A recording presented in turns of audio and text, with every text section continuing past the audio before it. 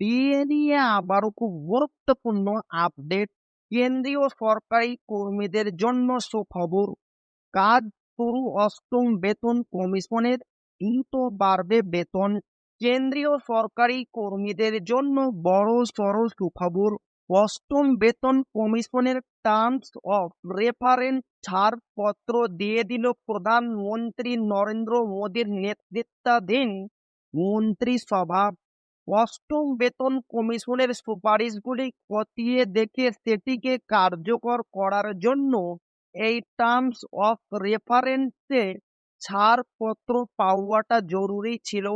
রেলমন্ত্রী অশ্বিনী বৈষ্ণব মঙ্গলবার এই সিদ্ধান্তের কথা ঘোষণা করেছেন, যার অর্থ সরকারিভাবে অষ্টম বেতন কমিশন কাজ শুরু করে দিল।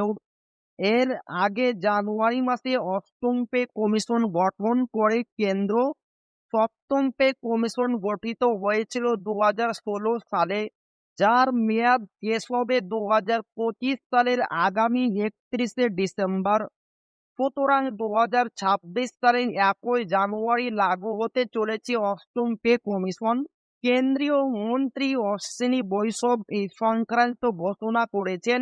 সেই কমিশনের সুপারিশ খতিয়ে দেখতে নতুন একটি কমিশন গঠন করা হয়েছে, যার চেয়ারপারসন করা হয়েছে সুপ্রিম কোর্টের প্রাক্তন বিচারপতি রঞ্জন প্রকাশ দেসাইকে।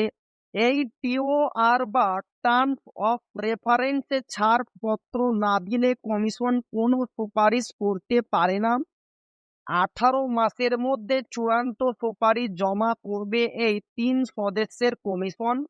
2026 সালের 1 জানুয়ারি থেকেই কার্যকর হবে নতুন বেতন কাঠামো। তো এই ছিল ডিএনএ খুব গুরুত্বপূর্ণ আপডেট যা আপনাদের মাঝে শেয়ার করলাম। তো ভিডিওটি ভালো লাগলে অবশ্যই আপনার বন্ধুদের শেয়ার করবেন যাতে তাদের উপকার হয়।